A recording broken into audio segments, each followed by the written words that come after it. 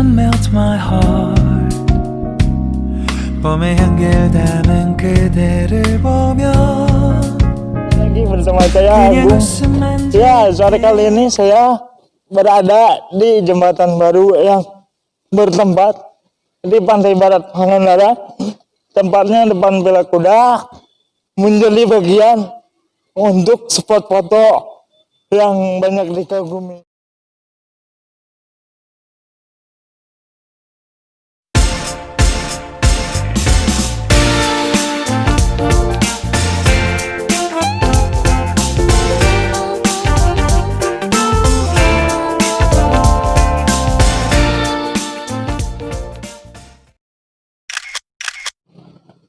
Nah, guys, ini salah satu bagian view pertama yang banyak meminta spot di sini, yaitu Villa Kuda.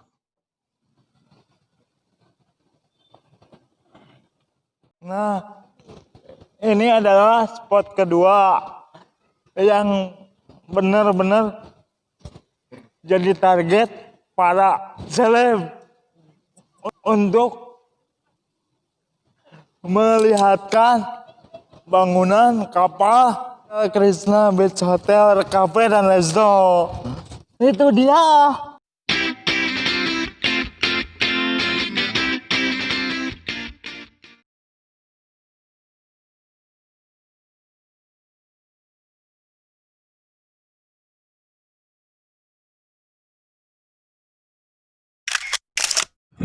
Indonesia bisa.